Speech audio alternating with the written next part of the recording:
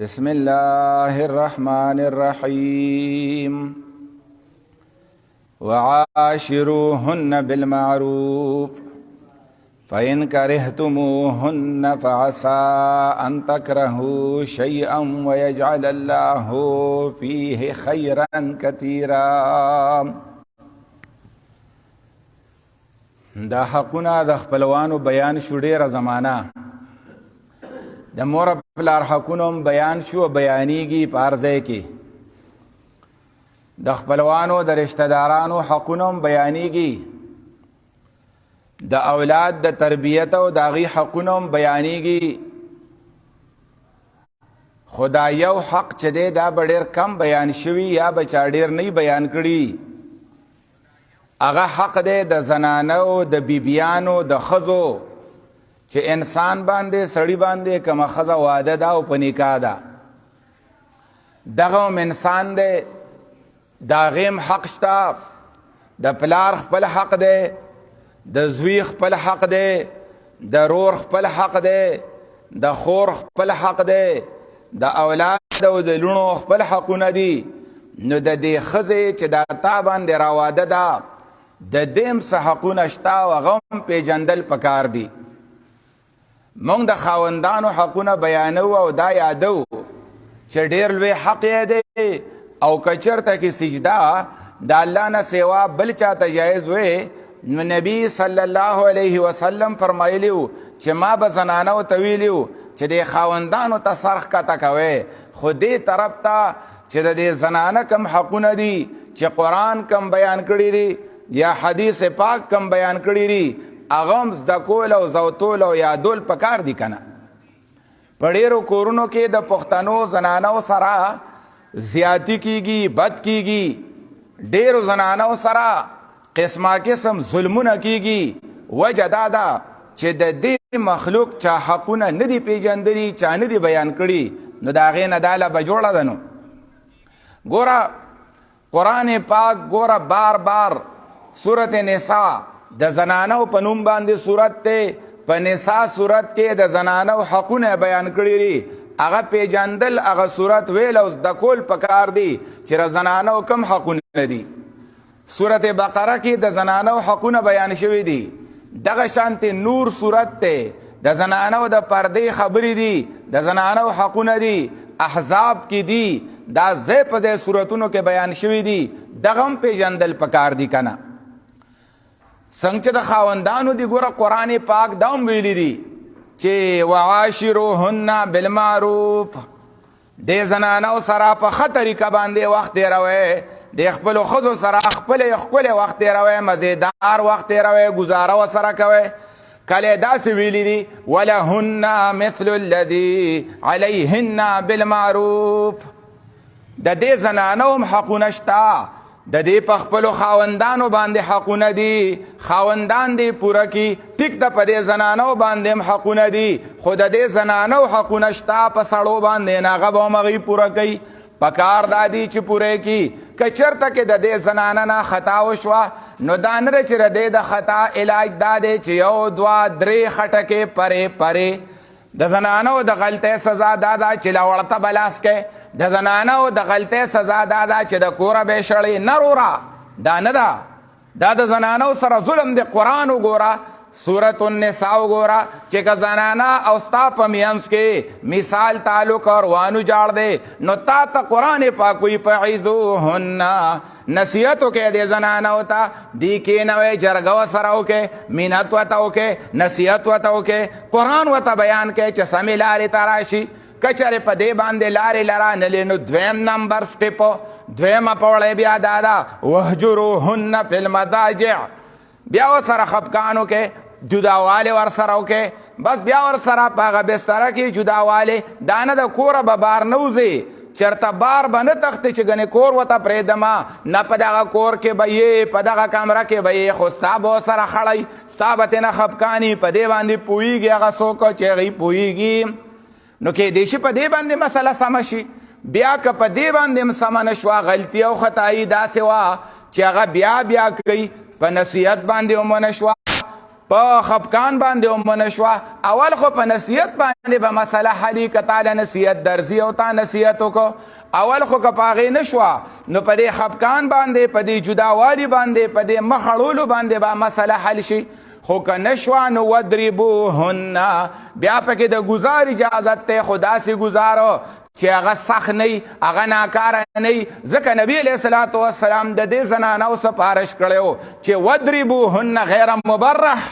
گزار به ورکوئ خو ور زنانو باندې سخت گزار ونه کوئ زنانو له سخته سزا ور نه کوئ زنانو له سنګینه سزا ور نه کوئ زنانو له لاس خپې مات نه کوئ زنانو باندې وینې نه بهوئ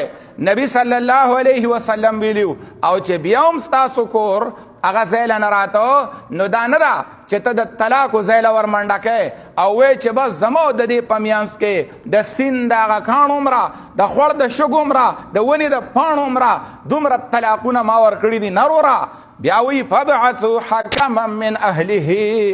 وحکما من اهلها بیا به دوه تنه راپاسي ګوره څلور پوړی یې ووي زنانه سره د کور د جوړولو دپاره د رغولو دپاره چې ستا ښځه را څلور سټپ یې یاد کړو یو د نصیحت سټپ دی دویم نمبر د هجران او بستره کې د جداوالي سټپ دی دریم نمبر سټپ یې یاد کړه چې ګزار دی هغه ګزار چې په شریعت کې هغه راغلی دی سختی پکې نشته ظلم پکې نشته وینې بهول پکې نشته نو څلورم نمبر سټپ یې یاد کو چې یو هوښیار سړی به د زنانه د خاندان نه راپاسي بل هوښیار سړی به د دې نارینه د خاندان نه راپاسي ان یریدا اصلاحا یوفق الله بینهما هغوی که د اصلاح کوشش کوي د روغې جوړې کوشش کوي نو د دې ښځې او د دې سړي د دې هلک او د دې جینۍ کور الله پاک وایي دا به روغ شي دا څلور سټپه یاد کړي دا د زنانو دپاره چې بهی زنانو سره زیاتي مه کوئ بې ځایه طلاقونه مه ورکوئ کله په ټیلیفون باندې ایله کوېدن شوې ده او د بار ملک نه موبایل غوږ ته ونیوي ته دې ورور کره ولېتلې وي ته دې هغه خور کره ولېتلې وي تا ګاونډیانو کره او تا ولې دا پلان کې جوړه وانه چوله ما راته وایي دا به اچئ بس یو دوه درې تا د ما خبره ونه منله دا خبرې نشته دا ظلم دی دا زیاتې دی دا طلاق ورکولو مسلې نه دي دا د ښځو د پرېښودو او په دویمه او په درېیمه ورځ باندې بیا ستومانئ بیا په مدرسو په مولانو په مفتیانو باندې ګرځي چې دې مسله کې اوس څه چالو کې عجیبه خبره ده وی دا خو د نبی صلی الله علیه وسلم وصیتونه د دې زنانو باره کې د دې ښځو باره کې د الله د نبی صلی الله علیه وسلم وصیت پیژنې وصیت هغې ته وي چې یو سړی تا ته د مرګ نه مخکې مخکې کمې خبرې وکړي چې ګورې په دې باندې عمل وکړې دا درته د ما درخواست دی دا درته د ما وصیت دی نو د الله د نبي وصیت دا و استوصوا بالنساء خیرا نبی صلی الله علیه وسلم فرمایي زه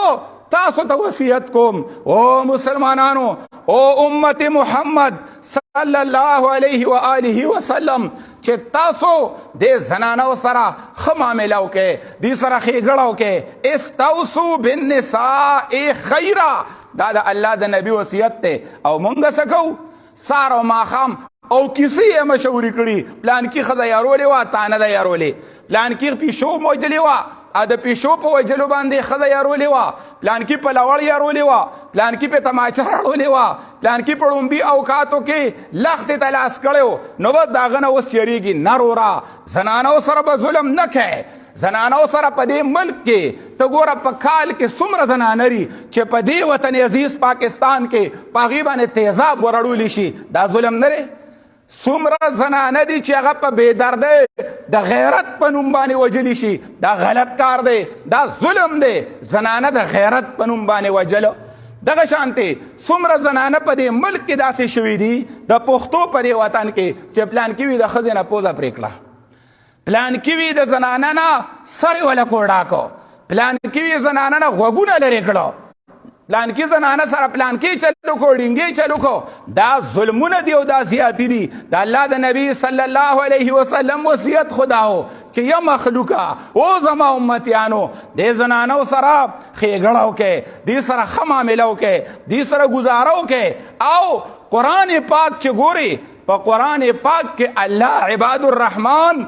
د الله غ نیکان بندگان د هغې صفتونه چې بیان کړي دي نو په هغې کې یو صفت دا دی چې نیکان بندگان به خپلو ښځو ته دواګانې کوي.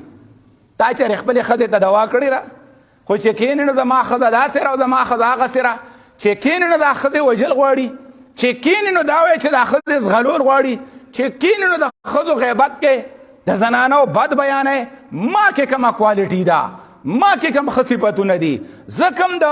ډېر لوی انسان یم. د زنانو بد د الله د کتاب خبره وه د عباد الرحمن د نیکانو د هغې په صفتونو کې یو صفت دا و چې دوی به خپلو بیبیانو ته دعاګانې کوي. دا کوم دی راغلی دی استاد نوې خبره دی راویسته چې سړی به خپلې ښځې ته دعا کوي او که نه قرآن پاک کې دي څنګه داسې چې ربنا هب لنا من ازواجنا ربنا هب لنا من ازواجنا وذرياتنا قرة اعين وجعلنا للمتقين اماما. وګوره دا دعا چاته ده؟ ربنا هب لنا من ازواجنا یا الله پاکه زمونږ د بیبیانې داسې کې ازواج څه ته وي بیبیانې دي او اولاد ورپسې ویلې دی زما د سترګو یخوالی وګرځئ یا الله پاکه دا کور پې جوړ کې یا الله ما پې خوشحاله کې یا الله د ایې وګرځئ یا الله د امن وګرځئ یا الله پاکه زمونږ د کور د جوړ جاړي د اتفاق او د اتحاد وګرځئ یا الله د خیر او د برکت وګرځئ وجعلنا للمتقین اماما یا الله متقیانې کې دا زنانه تقواداری کی پرهیزګاری کی د الله نه یریدونکي چې شي او یا الله چې زه مشر یم. دا زنانو دپاره دعا ده. نبی علیه الصلاة والسلام خو موږ ته د زنانو حقونه بیانولو قرآن پاک خو موږ ته د زنانو حقونه بیانول او موږ شپه ورځ د زنانو په بدو باندې د هغې په غیبتونو باندې د هغې په ناکاره صفتونو شمارلو باندې نه مړیږو. نبی علیه الصلاة والسلام یو صحابي ولیدو چې هغه ډېر داسې روجهدار دی ډیر عبادت گزار دی او د هغه ډیرو عبادتونو د وجې نه الله ته د ډیرو ادرېدو د وجې نه هغه نه سمېده ځان ته هغه نه سمېده خپل کور ته او د خپلې بیبي هغه حقونه ادا کولو ته. لیکن نبی صلی الله علیه وسلم هغه عبادت گزار ته دا نه وایي چې ښه دې کړي دي پرېږده ښځه ګردې به ښځه. اوس دا خلک چې په ډېرو جذباتو کې راشي که نه وي به دا ښځه هم پرېږده د الله د رضا دپاره وایي د الله د رضا دپاره به ښځه پرېښې کېږي نه د الله رضا په دې کې نه ده چې ته زنانه پرېږده. نبي علیه الصلاة والسلام هغه صحابي ته یې ولزوجک علیک حقا ستا د کورو دانې ستا د کوړمې ستا د بیبي په تا باندې حق دی د هغه خپلې زنانه د خیال ساته د هغې د حق پوره کوه. ولزوجک علیک حقا دا د الله د نبي صلی الله علیه وسلم وینا وه. او دیم وینا وه چې ښه سړی څه ته وایي ښه سړی په معاملاتو کې دا نه دی چې بس یو زورور سره تعلق سم دی یو خان سره تعلق سم دی یو ممبر سره تعلق سم دی یو وزیر او یو مشیر سره تعلق سم دی په کلي کې په محله کې د یو سورسترګي سره تعلق سم دی او هغه سره ښه دی نه. الله د نبي وینا دا وه خیرکم خیرکم لاهله بهترین سړی په تاسو کې هغه دی چې د خپلې ښځې لپاره څوک ښیي پلان کې وي ښځې سره ډېر ښه دی نو ښه نه دی. پیغمبر علیه السلام فرمایلي و چې ښه سړی هغه دی خیرکم لاهله چې د خپلې ښځې لپاره د خپل کورودانې دپاره ښه دی. او نبي علیه الصلاة والسلام ځان یاد کړه چې ما ته وګورئ وانا خیرکم لاهلي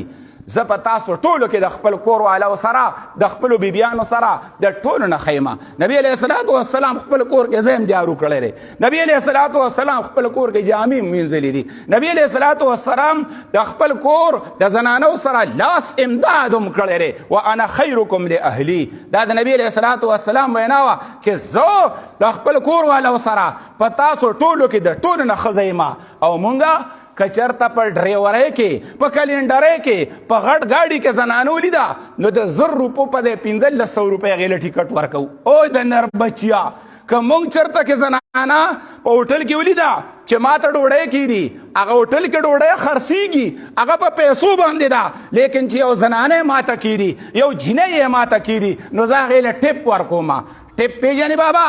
ټپ دی ته وایي چې دا پیسې د هغه 10,000 روپۍ مثال کېږي د خوراک او زه دا 1000 روپۍ دغې زنانه له ورکړم چې تا زمونږ خدمت وکړو تا موږ ته ډوډۍ کېښوده زه وایم د دې ټپ حقداره خو ستا د وړو دا خپله مور ده دې تا ته څومره ډوډۍ پخه کړه دې تا له څومره جامې ووینځلې دې تا له څومره واړه سنبال کړه دې ستا د کور څومره خدمت وکړو دې ستا د حیا او د عزت څومره خیال وساته دې ستا په دې کور کې ستا او ستا د میلمنو څومره خدمتونه وکړه څومره خوراکونه څومره چایانې پخې کړې نو هغې لره ټپ ورکولو په ځای باندې هغې ته کنځل کوې پردی زنانه که چرته په میلس کې ډمه لیدلې ده ګډېدونکي اجړا دې لیدلی دی په هغې باندې خو زرګونو روپۍ نولي داسې خلک شته 100 روپۍ ورباندې نولي او ټیپونه ورباندې ورکوي لیکن د پښتو په دې معاشره کې چې کومه ښځه ماته کوېدن ده ماته واده ده او زه پیسې ګټم په سعودي کې زه پیسې ګټم په دوبۍ کې زه پیسې ګټم په ایټلي کې زه یې هغه خپلې ښځې له په ښکاره نشم رالیږلی وی یاره دا ولې ولې ته رالیږې پیسې پلار خفه کېږي په خفه کېږي و جانې دو په یو روا کار باندې په یو سنت عمل باندې د یو صحیح کار باندې که دا پلار خفه کېږي دی به غلطه کوي ولې دا زما ښځه ده او زه هغې له پیسې رالیږم په غلا به یې رالیږم په پټه به یې رالیږم ولې دا پردی دا زما غلط تعلق دی دا زما غیر فطري تعلق دی دا زما غیر اخلاقی تعلق دی دا زما پردی دی چې لکه مطلب دا د غلا تعلق دی نه خپله ښځه به او دې کور کې نورې هم بلا شي ښځې دي وایي نورې ښځې د نورو خاوندانو دي نورو ښځې هغه د نورو خلکو به ما باندې را دې حق د هر چا نه ډېر دی ښکاره پیسې به خپلې ښځې له د پښتو په ملک کې خپلې ښځې له د بهر ملک نه ښکاره پیسې نشي رالیږلی بیا د سره بغض کوي وروڼه نه خفه کېږي ویا ښځې له پیسې رالیږي ولکه پیسې وي ټولې ښځې له رالیږي نو کفر یې وکړو ولې هندو شو خپلې ښځې له خپله په نکاح شوې د وړو مورې ده او د الله د پیغمبر ورته وینا ده چې د دې خیال وساته د قرآن ورته وینا ده چې وعاشروهن بالمعروف د قرآن ورته وینا ده چې وعلى المولود له رزقهن وکسوتهن د دې د جامې جوړې به خیال ساتي او د الله د نبی صلی الله علیه وسلم ورته وینا ده چې الطفهم باهله چې خپل کور والو سره څوک ډېر مین دی نرم دی مهربان دی دا بهترین سړی دی دا بهترین سړی دی کله ورته داسې ویلي دي خیارکم لنسائهم په تاسو کې بهترین سړی ښه سړی هغه سړی دی چې خپلې ښځې سره دی ښي دا خو د الله د نبي وینا ده نو خپلې ښځې له به پیسې که په تنخوا کې وله ورکوې مخکې د موږ یو ملګری و هغه په دې خبره باندې پلار ورته غوسه شوی و مور ورته غوسه شوې وه چې ته ولې په تنخوا کې دې ښځې له پیسې ورکوې دا کفر دی دا ښځه چاته ناسته ده دې مور پلار د چا دپاره پرېښي دي دی هغه خپل کور هغه خپله خور د چا دپاره پرېښي دي دی هغه خپل کلی د چا دپاره پرېښی دی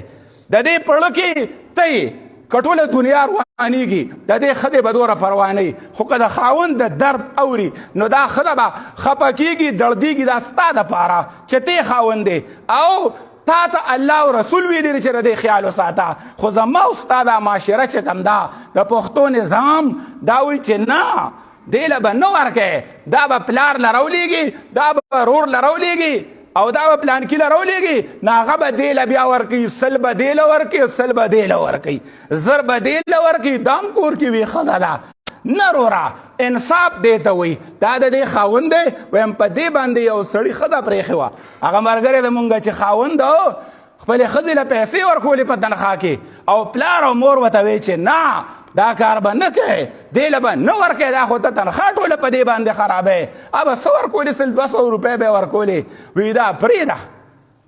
دا پرېږده او پرېښودم په دې خبرو باندې نه که د مور او د پلار خبره تاته وي فرمایش تاته وي او یو اهم وجه پکې د ښځې د پرېښودو دپاره نو ټیک ده خو که وجه پکې نه او بلا وجه تا ته مور پلار اسې وایي چې اسې پرې د هغې اسې نه راخوښه کله خو مور پلار دا به وي چې دې ماله چاپي ونه کړه دې ماله پلانکی خبره ونه مله ډېر سخران داسې شته ډېر سخران داسې شته چې د مالې په خدای قسم انګیندو ته لاس اچوي دا دی که یو فیصله مونږ کوله هغه کسان ژوندي دي خولی شم دې دی کې د پښتنو فیصله وه او چې کېناستو د ښځې او د خاوند په منځ کې جداوالی و په پرده کې هغه جنۍ اپله وه داسې راښکاره شوه ما وی بچې جدا کېږه ما طلاقو مسلې له مه ځه ستا بچي دي دا بچي دي مه پرېږده او دا د سخر د مشر سړی دی هغه تسپې اړولې داسې تسپې اړولې هغې ورته وی ماما ته ماته سترګې راواړوه خپل سر ته وی زما مخکې ماما ته ماته سترګې راواړوه ماما تسپې اړولې وی تا ماته د لور په سترګه یا د نګور په سترګه نه دي کتلي تا ماته ټول عمر د ښځې په نظر کتلي دي او ته ما پسې راوګد شوې دا هم شته که نه دا هم شته بلا فیصلې به راته زه وښیم په دې ځای باندې په پښتو په دې وطن کې چې کله خر پلار خفه دی خلک وي پلانکې د پلام نه جدا شه ظالم دی خو چې حقیقت له ورشي نو هغه خپل نګور ته وي په تا به چک لګوم دا د ما او ستا معاشره ده پکار دا دي د شیشې دواړه مخه به ګوري د آینې دواړه مخه به کتل پکاري یو مخ نه نو خبره دا ده چې د دې زنانو په دې خپلو خاوندانو باندې حقونه شته او د دې د حقونو به خیال ساتي د نبي علیه الصلاة والسلام وینا دا وه اتقوا الله فی النساء د الله نه ویریږئ د دې خپلو بیبیانو باره کې زیاتې ورسره مه کوئ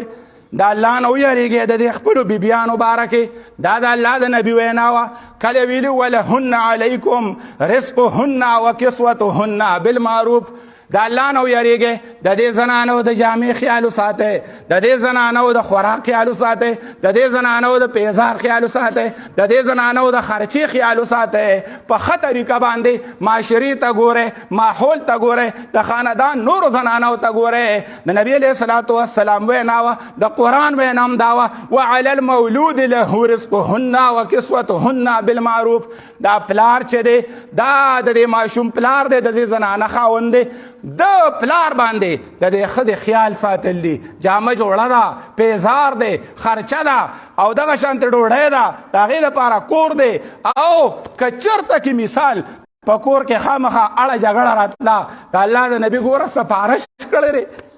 د چا سپارش یې کړی دی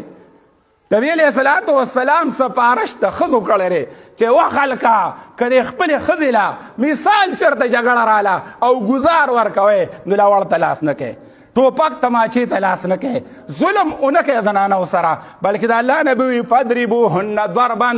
غیر مبرح فضربوهن ضربا غیر مبرح ګزار که ورکوئ نو ګورې سختي به په ګزار کې زنانو سره ونه کوئ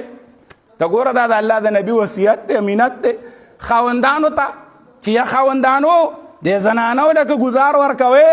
نو سخت ګزارونه کوئ دغسې قرآن هم وایي چې زنانو سره زیاتې ونه کوئ که چېرته کې تا دوه ښځې کړي دي مثال او د دواړو به یو شان خیال ساتي که درې ښځې یې کړي دي د درې واړو به یو شان خیال ساتي دا نه چې هغې یوې ته ښځه وی او دې بلې ته ښځه نه وی دا د قرآن خبره وه فلا تمیلو کل المیل فتذروها کالمعلقه یوې غاړې ته به کږېږئ نه چې هغه بله ځوړنده پرېږدی نه دې ښځه ده او نه دې پرېښې ده دا ښځې دوه او درې دا ټیک دي خو ولې په دې باندې په دې معاشره کې بد ګڼلی شي ځکه چې زمونږ په دې ملک کې چې کومه کله یو سړی دویمه ښځه کوي نو هغه ړومبۍ ته یقینو که د وینځ نه هم لاندې ګوري هغې ته سپکه بیا ګوري هغې ته بد ګوري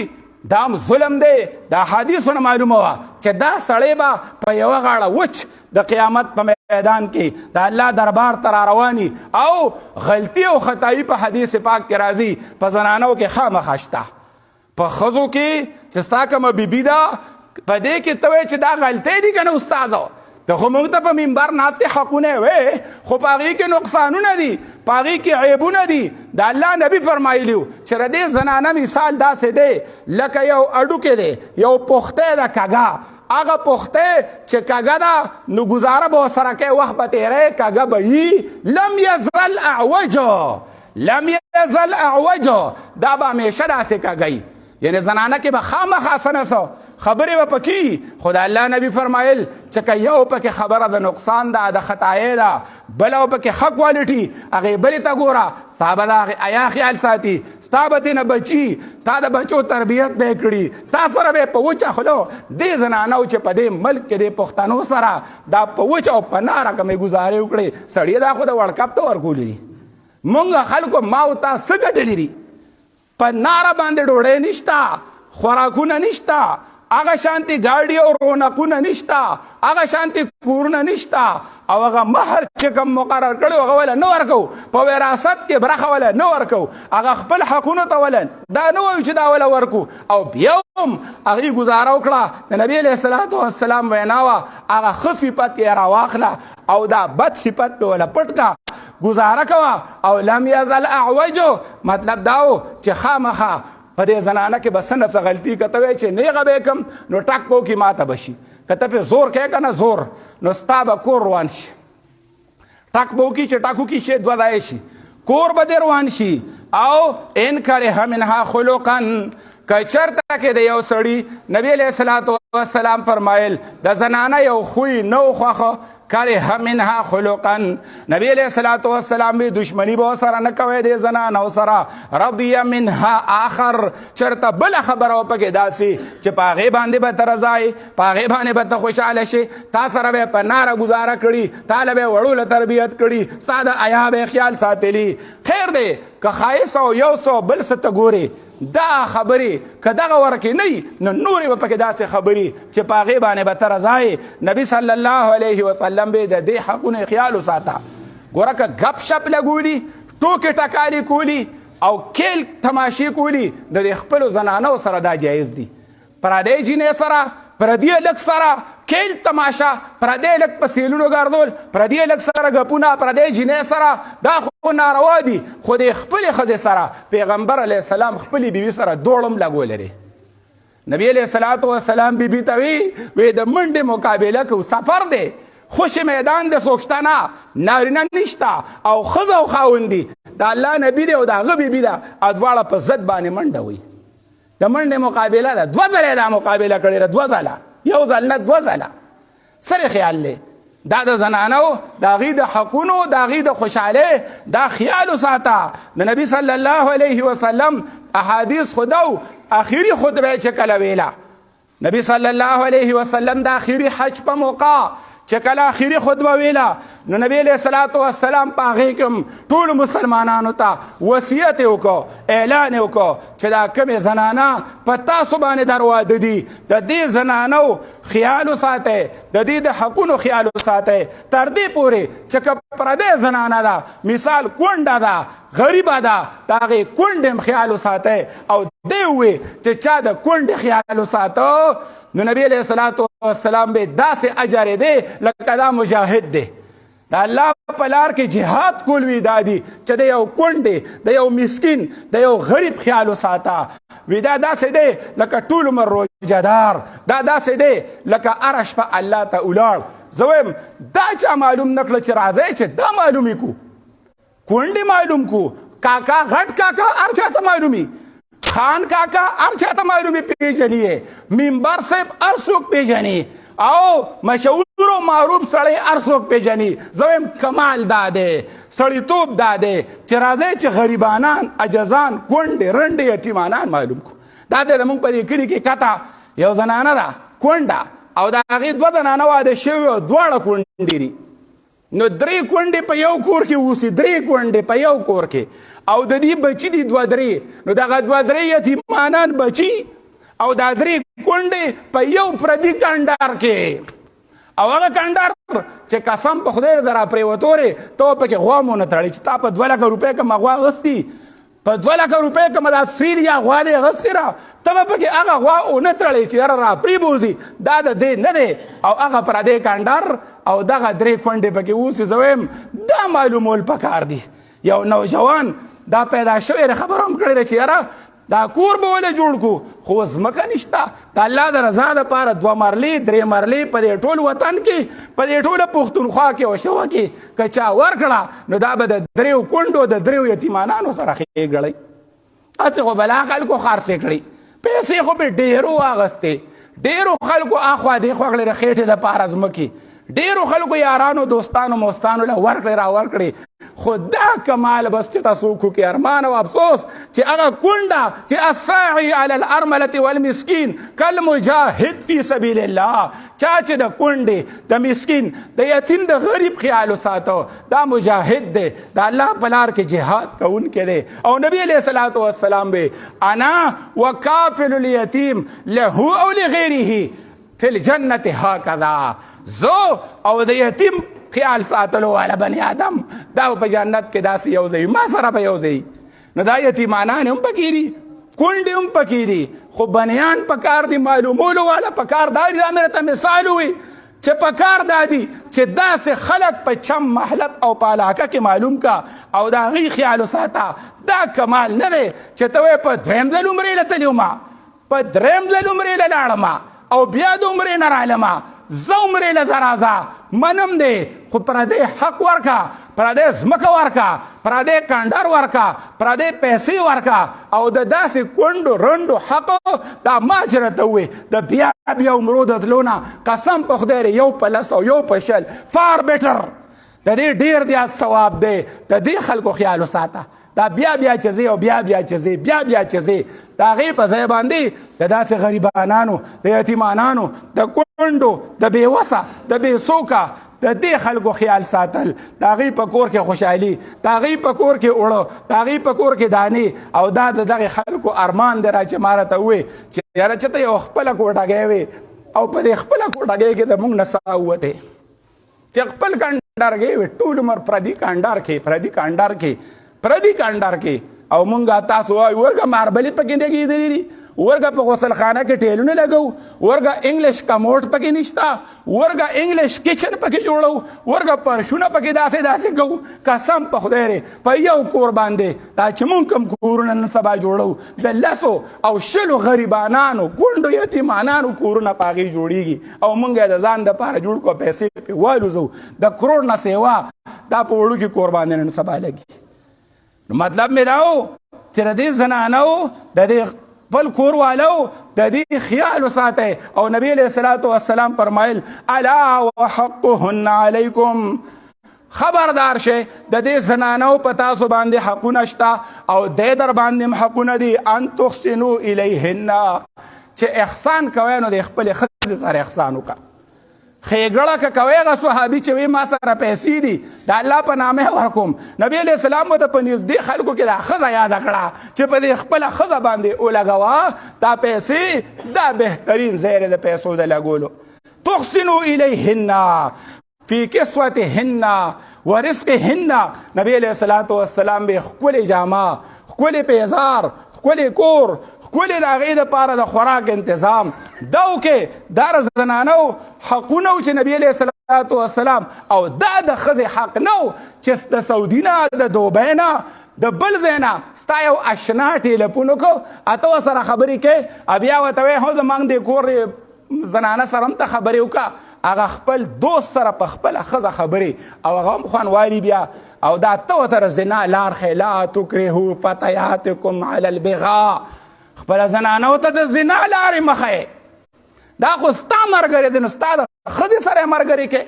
دا ډېر کمزوري صفت دی چې ستا اشنا دی او ته د هغه نه ستر د دې خپلې ښځې ماتې چې کور ته یې راولي. ای به مالدار دی که نه، ای به غټ سړي دی که نه، ای به تا سره د 50 احسانات کړي که نه، چې تا سره ډېر احسانات کړي دي نو ته د خپلې ښځې خواله بوځئ. دا اسلام کې شته،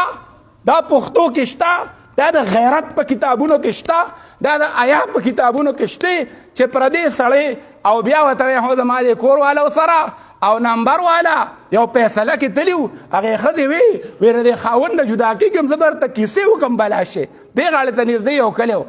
میں ولې مه جدا کېږه بچی دا د خاوند دی. وی کاکاجي زما په خدای قسمي موبایل یې ماله راکړی او چې کم سیم پکې لګېدلی دی د ملکو ټنډانو هلکانو لی د هغې نمبر ورکړی او غرب دی ما ته رنګونه دی د ما په کوڅه کې ډبه ډبري. د ما خاوند څوک دی؟ ما ته خپل خاوند وښیه. زه خو په خاوند پوه نه شوم. دا بې پښتو کار دی. خپلې زنانه له به دوستان نه جوړی او خپل اشنایان د بعضې خلکو دا کم عقلتوب دی، دا زما اشنا دی نو خو ښکلې اشنې کتلي نو هغه به په کور خوا کې دوره دی کور دی ورسره جوخ بیټه کیرې په کور کې دنه بیٹه کې بس صورت تم بړی او په سوري کې وتا غخه بیا ننداره کوي خوري اشنایان راولي دا غینه فسادات جوړیږي دا غینه خټي جوړیږي او یا ساته قسم دې بیا با د الله سو غوټه په خله باندې په غاخو باندې پرانه دي او کولو به نشي ګوري نو د خپل زنانو خو خیال ساته دا غي د حقونو خیال ساته هغه سره خېګړه وکي دا د نبی رسول الله ویناوه دا د قران ویناوه او د دې سره ظلم او زیاته دا مظلومه طبقه ده دا مظلومه طبقه ده دا زنانه دي چې ردی په نوم باندې الله په قران کې سورت را لېږلې نساء او پاغي کې زنانه حقونه بیان کړی واخر دعوانا الحمد لله رب العالمين.